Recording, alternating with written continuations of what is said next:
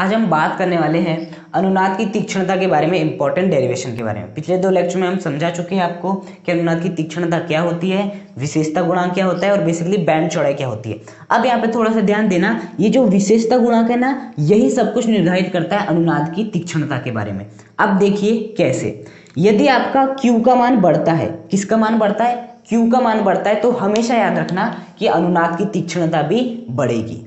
क्या बढ़ेगी? अनुनाद की तीक्ष्णता भी बढ़ेगी। अब देखिए, इसके लिए मैं आपको इसी फॉर्मूले से जो हमने अनुनादी वक्र बनाए थे इस बात को समझाने का प्रयास करता हूं। देखना, आपका यदि Q बढ़ता है तो अनुनाद की तीक्ष्णता बढ़ती है, ये मैंने आपसे कहा। अब हम वही प्रूफ कर रहे हैं। तो देखो, आपका Q कब बढ़ेगा? जब आपका 2 डेल्टा F क्या होगा? कम होगा। ऑब्वियस सी बात है, Q बराबर F0/2 डेल्टा F है, मतलब यदि 2 डेल्टा F कम होगा तो Q क्या होगा? आपका बढ़ेगा। हाँ, और 2 डेल्टा F क्या आपकी बैंड चौड़ाई है। अब बेसिकली देखना, यदि मैं इस ग्राफ की बात करूं, ये वाला जो आपका ग्राफ है, ये वाला जो आपका ग्राफ है, इसमें जो बैंड चौड़ाई है बेसिकली वो कितनी है? इतनी सी है। लेकिन यदि मैं इस ग्राफ की बात करूं, इस ग्राफ की बात करूं, तो बैंड चौड़ाई कौन सी हो जाएगी? यहां से लेके यहां तक की हो जाएगी बैंड चौड़ाई। देखो, हो जाएगी। इस ग्राफ के लिए यदि मैं बैंड चौड़ाई देखूं, तो बैंड चौड़ाई देखने के लिए क्या करना रहता है मुझे? 1/√2 IM मैक्सिमम जहां पर भी प्राप्त होता है, तो उसके संगत जो भी आवृत्तियां होती है तो उनकी डिस्टेंस क्या कहलाती है? बैंड चौड़ाई। तो बेसिकली ये हो गई इस वक्र के लिए। अब मैं इस वक्र के लिए बात कर रहा हूं, तो बेसिकली यहां से लेके यहां तक की जो भी चौड़ाई हो जाएगी वो क्या हो जाएगी? बैंड चौड़ाई। क्योंकि यहां से यहां तक की दूरी हम किस पर देख रहे हैं? हम देख रहे हैं F1 और F2 आवृत्ति पर, जो कि हमने यहां पर भी देखे थे। तो यहां से यहां तक की बैंड चौड़ाई इतनी हो जाएगी। अब देखिए, इसका मान अधिक है या इसका मान अधिक है? ऑब्वियस सी बात है, इसका मान देखना थोड़ा सा अधिक है, इसका मान थोड़ा सा अधिक है और इसका मान थोड़ा सा कम है ना? तो इस ग्राफ के लिए जो आपकी बैंड चौड़ाई है वो कैसी आ रही है? अधिक आ रही है। मतलब इस वक्र के लिए जो आपकी बैंड चौड़ाई है वो क्या आ रही है? अधिक आ रही है। देखो, बैंड चौड़ाई क्या आ रही है? अधिक आ रही है। तो Q गुणांक का मान क्या होगा? कम होगा। और यदि Q गुणांक का मान कम होगा तो अनुनाद की तीक्ष्णता भी क्या हो जाएगी? कम हो जाएगी। और सच में इसकी जो अनुनाद की तीक्ष्णता होती है वो बहुत कम होती है। क्यों? क्योंकि ये सपाट अनुनाद है। कैसा अनुनाद है? सपाट अनुनाद है। उसके बाद यहां की बैंड चौड़ाई कैसी है? यहां की तुलना में कैसी है? कम है। यहां की तुलना में क्या है? मतलब यहां बैंड चौड़ाई इतनी है, यहां की बैंड चौड़ाई कम है। अब यदि बैंड चौड़ाई कम है तो Q गुणांक का मान क्या होगा? अधिक। और यदि Q गुणांक का मान अधिक होगा तो अनुनाद की तीक्ष्णता भी बढ़ेगी। और हमने देखी भी थे कि इस ग्राफ की जो तीक्ष्णता थी, इस ग्राफ में जो अनुनाद की तीक्ष्णता थी वो कैसी थी? आपकी सर्वाधिक थी। तो बात समझ में आई? ये जो Q गुणांक है पूरा इसी पर डिपेंडेंसी होती है। यदि Q का मान आप बढ़ा देंगे तो आपका अनुनाद की तीक्ष्णता भी बढ़ जाएगी, और यदि Q का मान घटा देंगे तो अनुनाद की तीक्ष्णता भी कम हो जाएगी। तो बेसिकली यही बात समझाना था। अब हम जो आपकी इंपॉर्टेंट डेरिवेशन अनुनाद की तीक्ष्णता के ऊपर वो करने जा रहे हैं। तो देखिए, इसके लिए हमें क्या चाहिए? जो आपका IM का मान निकला था श्रेणी LCR परिपथ के लिए, श्रेणी LCR परिपथ के लिए जो IM का मान निकला था उसे लिखना पड़ेगा, जो कि होता है Vm/√R² plus L omega minus 1/C omega का होल स्क्वायर। यही होता है आपके IM का मान श्रेणी LCR परिपथ के लिए। अब श्रेणी LCR परिपथ का ही हम क्यों ले रहे हैं IM? क्योंकि बेसिकली जो अनुनाद है वो श्रेणी LCR परिपथ में ही देखने को मिलता है। अब यदि श्रेणी LCR परिपथ में अनुनाद देखने को मिलेगा तो अनुनाद की तीक्ष्णता भी वहीं की बात होगी, इसलिए हमने श्रेणी LCR परिपथ की IM का मान लिए हैं। उसके बाद देखना, बेसिकली हम क्या करने वाले? ओमेगा के स्थान पे क्या रखने वाले? ω2। ये वाला जो आपका ओमेगा है इसके स्थान पे हम क्या रखने वाले? ω2 रखने वाले हैं। अब ω2 क्यों रखने वाले उसका बात कारण सुन। देखो, आपकी दो आवृत्तियां प्राप्त हुई थी, F1 और F2। कितनी आवृत्तियां प्राप्त हुई थी? दो आवृत्तियां प्राप्त हुई थी, F1 और F2 प्राप्त हुई थी। तो बेसिकली जो आपका ओमेगा होता है वो किसके बराबर होता है? 2πf के बराबर होता है 2πf के बराबर। अब यदि ये F1 है, अब यदि F1 है तो ये भी क्या हो जाएगा? ω1। अब 2πf फिर से होता है ω/2πf। अब यदि F2 है तो ये कितना हो जाएगा? ω2 हो जाएगा। मतलब इस आवृत्ति के संगत जो भी आवर्तकाल होगा वो ω2 होगा, और इस आवृत्ति के संगत जो भी आवर्तकाल होगा वो क्या होने वाला है? ω1 ही होने वाला है। क्या होने वाला है? बेसिकली ω1 ही होने वाला है। तो देखिए, यहाँ पर हम क्या करेंगे? ये जो आपका ओमेगा है इसके स्थान पे क्या रखने वाले? हम ω2 रखने वाले हैं। तो रखते हैं। तो बेसिकली जैसे ही हम इस ओमेगा के स्थान पे ω2 रखेंगे, मतलब इस F2 के मान को रखेंगे, तो बताओ इस F2 के मान के संगत जो आपकी धारा होती है वो कितनी होती है 1/√2 Im मैक्सिमम। मतलब ये जो आपकी धारा है, देखो जैसे मैं क्या कर दूंगा Vm/√r² प्लस L, जैसे मैं ओमेगा के स्थान पे क्या रख दूंगा इस आवृत्ति से संबंधित आवर्तकाल जो कि कितना है आपका ω2, जैसे मैं यहाँ पर क्या रख दूंगा ω2 -1/c ω2, इसका स्क्वायर जैसे हम रखेंगे तो बेसिकली जो Im हो जाएगा वो क्या हो जाएगा 1/√2 Im मैक्सिमम, क्या हो जाएगा बेसिकली 1/√2 Im मैक्सिमम हो जाएगा। जैसे हम क्या करेंगे इस ओमेगा के स्थान पे इस आवृत्ति से संबंधित आवर्तकाल जो कि कितना है आपका ω2 है उसको जैसे हम पुट करेंगे तो देखिए F2 आवृत्ति में जो आपकी धारा हो जाती है वो कितनी हो जाती है 1/√2 Im मैक्सिमम। तो मुझे इस Im के स्थान पे क्या रखना पड़ेगा 1/√2 Im मैक्सिमम रखना पड़ेगा। इतनी बात कर लिए। हाँ, अब देखना बेसिकली हमें और आगे थोड़ा जाना है तो 1/√2 बेसिकली जो आपका Im मैक्सिमम होता है वो कितना होता है, देखिए जो आपका Im मैक्सिमम निकलता है श्रेणी एल से परिपथ में वो कितना होता है Vm/R, कितना होता है बेसिकली Im मैक्सिमम Vm/R होता है। तो मैं इस Im मैक्सिमम के स्थान पे क्या रख सकता हूँ Vm/R रख सकता हूँ Vm/R, और बेसिकली ये किसके बराबर आ जाएगा Vm/√R² प्लस L ω2 -1/c ω2 का क्या आ जाएगा स्क्वायर आ जाएगा 1/√2 Vm/R = Vm/R² plus L ω2 -1/c ω2 का स्क्वायर आ जाएगा।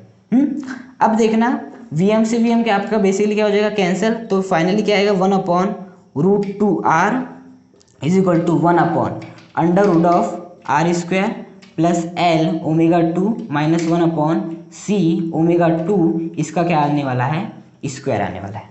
आ गया। अब हम क्या करेंगे इसे और थोड़ा सॉल्व करेंगे, अनुनाद की तीक्ष्णता के लिए इंपॉर्टेंट डेरिवेशन है। देखो अब हम इसे भी पलट देंगे इसे भी पलट देंगे, तो जैसे मैं इसको पलटूंगा तो यहाँ क्या आ जाएगा √2R आ जाएगा = इसे पलटूंगा तो क्या आ जाएगा √R² प्लस L ω2 -1/c ω2 का होल स्क्वायर आ जाएगा। अब हम क्या कर लेते हैं दोनों पक्षों का वर्ग कर लेते हैं, इसका भी वर्ग कर लेते हैं और आपका इसका भी वर्ग कर लेते हैं। तो बेसिकली इसका मतलब क्या हो जाएगा √2 का भी स्क्वायर R का भी स्क्वायर = ये 2 से ये कैंसिल, तो यहाँ पर क्या बचेगा R² प्लस L ω2 -1/c ω2 का क्या आ जाएगा स्क्वायर आ जाएगा। अब देखिए √2 का स्क्वायर कितना होता है 2 से ये कैंसिल, तो 2R² जैसा का वैसा = R² प्लस L ω2 -1/c ω2, इसका क्या आ जाएगा आपका स्क्वायर आ जाएगा। अब देखो ये जो आपका प्लस का R² जब इधर आएगा तो क्या हो जाएगा माइनस का R², तो 2R² प्लस का R² इधर आएगा तो माइनस का R² यहाँ क्या हो जाएगा L ω2 -1/c ω2 का स्क्वायर आ जाएगा। अब देखिए 2R² minus R², 2R² minus R² क्या हो जाएगा R², जो कि किसके बराबर आ जाएगा L ω2 -1/c ω2 के होल स्क्वायर के बराबर आ जाएगा। बेसिकली अब क्या ले लेते हैं दोनों का वर्गमूल ले लेते हैं, अंडर रूट ले लेते हैं, तो क्या हो जाएगा बेसिकली ये 2 से ये कैंसिल, ये 2 से ये कैंसिल, तो फाइनली R बराबर कितना आ जाएगा हमारा L ω2 -1/c ω2 आ जाएगा इतना। अब देखिए यहाँ पर हमें क्या करना है बेसिकली जो कि ω2 है और ω1 है उसकी वैल्यू निकालना है। अब आप सोचेंगे हमें तो ω1 और ω2 की वैल्यू ही नहीं मालूम। बेसिकली आपको ω1 की वैल्यू मालूम ना हो लेकिन ω2 की वैल्यू मालूम होना चाहिए, क्योंकि यहाँ पर हमें किसकी वैल्यू रखना है ω2 की वैल्यू ही रखना है। तो देखिए हमें तो F1 और F2 की वैल्यू मालूम है, कितनी होती है आपकी F1 की वैल्यू जो आपकी F2 की वैल्यू होती है वो बेसिकली कितनी होती है आपकी ΔF plus basically ΔF plus F0,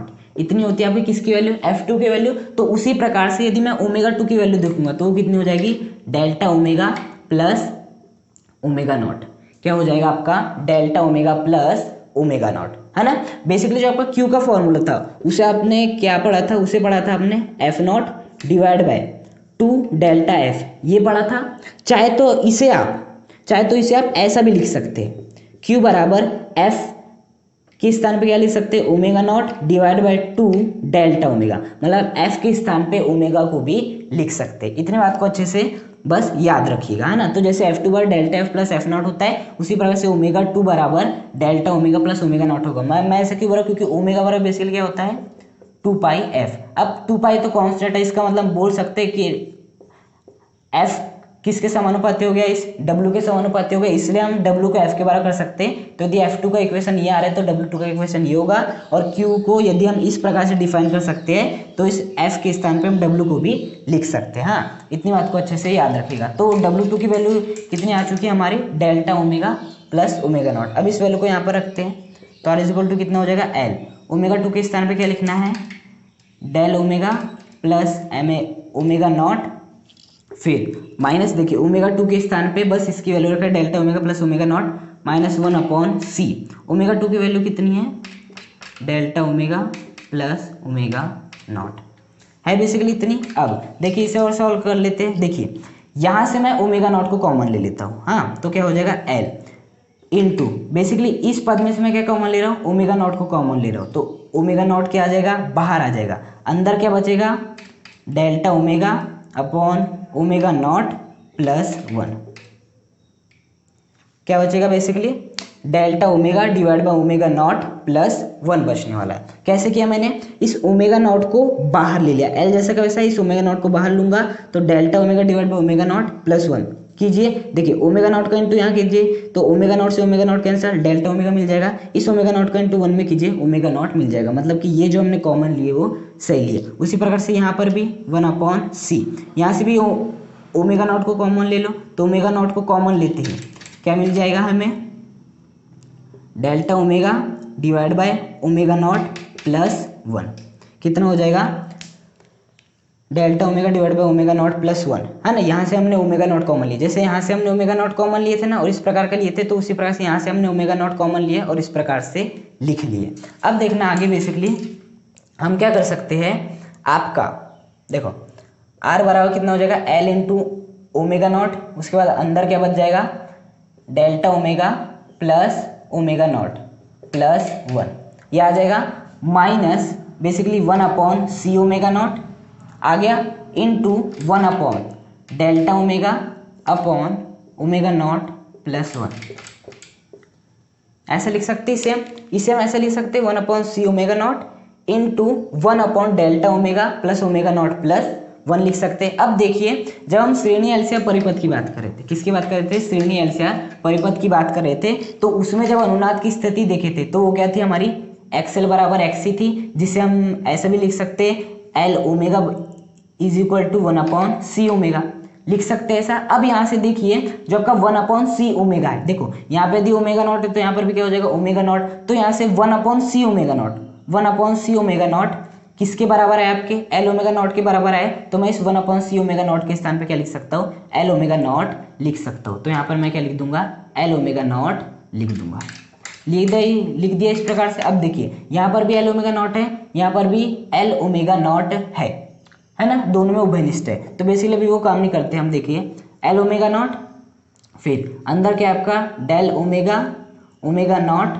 plus 1, फिर minus L omega naught into, देखिए ये अभी किस में है, अपॉन में, और इस पे घात कितनी की है, 1 की है। जब भी आपका ऊपर आ जाएगा तो बेसिकली ये क्या हो जाएगा आपका 1 plus delta omega omega naught minus 1। देखिए जब ये नीचे था बेसिकली तो इस पे घात कितनी थी, प्लस का 1 थी, जैसे ये ऊपर जाएगा तो इस पे घात का क्या आ जाएगी, माइनस की 1 घात आ जाएगी। चाहे आप delta omega upon omega naught plus 1 लिखो या 1 plus delta omega upon omega not लिखो, बात वही होती है। अब बेसिकली आपको इसका मान आपको याद रखना है, कितना होता है मैं बता देता हूँ, L omega naught delta omega divide by omega naught plus 1 minus L omega naught, फिर इसको यदि आप सॉल्व करते हो तो आंसर आता है आपका 1 minus delta omega divide by omega naught.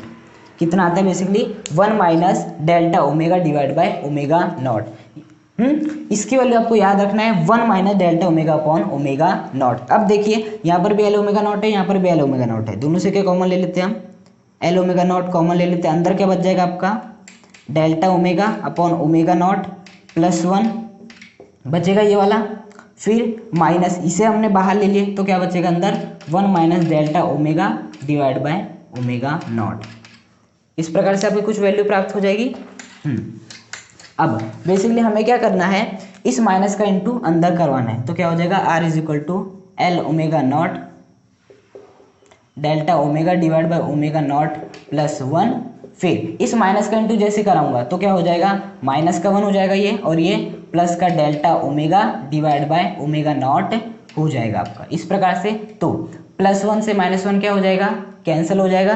तो basically R is equal to L omega naught, अंदर क्या बच जाएगा, del omega divide by omega naught plus del omega upon omega naught. तो ये क्या हो जाएगा आपका 2 del omega divide by omega not.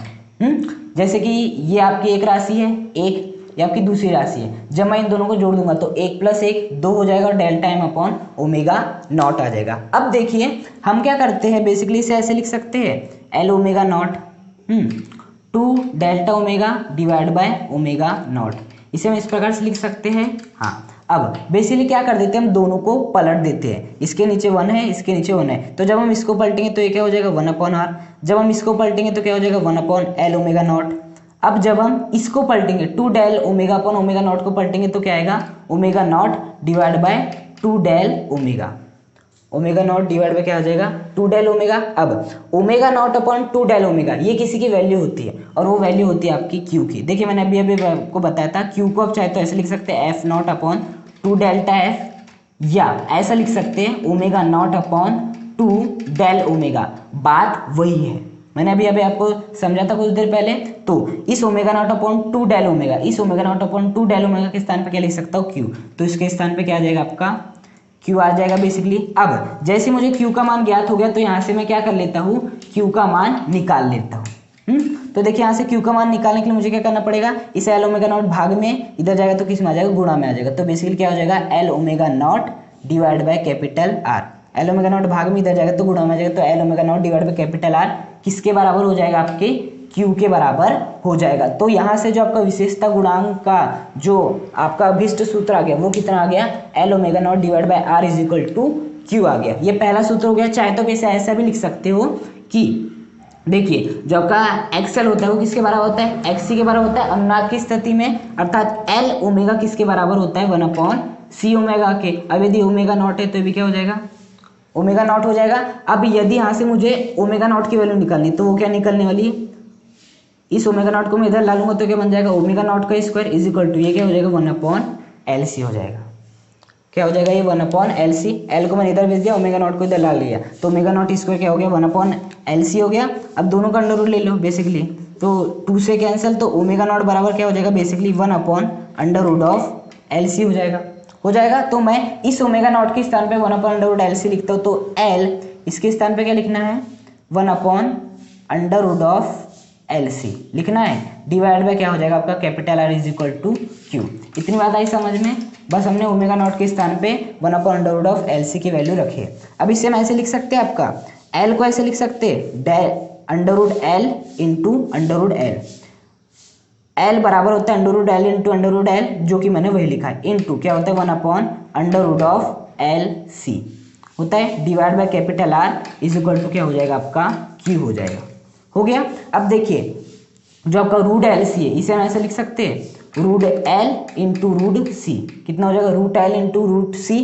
अब √L से √L क्या हो जाएगा बेसिकली कैंसिल, तो फाइनली जो हमारा फॉर्मूला आ जाएगा वो कितना आ जाएगा √L into 1/√C, √L into 1/√C upon capital R is equal to Q आ जाएगा इतना। तो यहाँ से इसे हम ऐसे लिख सकते हैं √L upon R into √C is equal to Q लिख सकते हैं।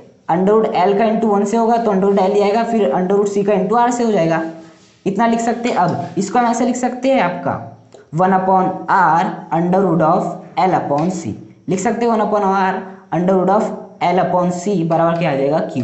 तो यहाँ से Q का दूसरा फॉर्मूला ज्ञात हो गया 1/R √L/C is equal to Q। तो यहाँ से हमें एक बात समझ में आती है कि बेसिकली Q का फॉर्मूला निकल गया था, विशेषता गुणांक का फॉर्मूला निकल गया, और यदि विशेषता गुणांक का फॉर्मूला निकल गया तो आप अनुनाद की तीक्ष्णता बता सकते हो।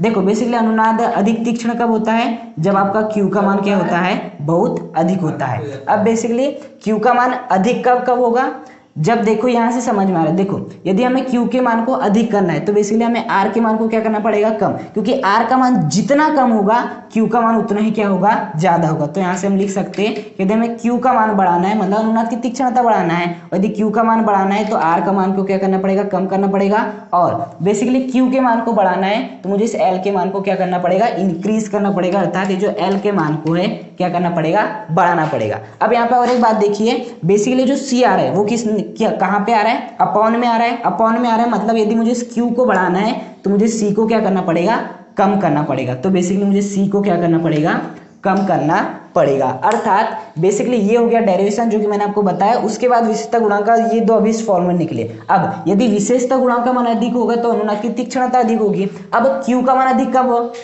अधिक कब होगा, जब आपका R का मान क्या होगा, कम से कम होगा। जब आपका R का मान कम से कम होगा तो आपका Q का मान क्या होगा, अधिक से अधिक होगा। जब आपका C का मान कम से कम होगा तो आपका Q का मान अधिक से अधिक होगा। जब आपके L का मान अधिक होगा तब आपका Q का मान क्या होगा, अधिक से अधिक होगा। अर्थात ये हो गई अनुनाद की तीक्ष्णता के लिए आवश्यक शर्त।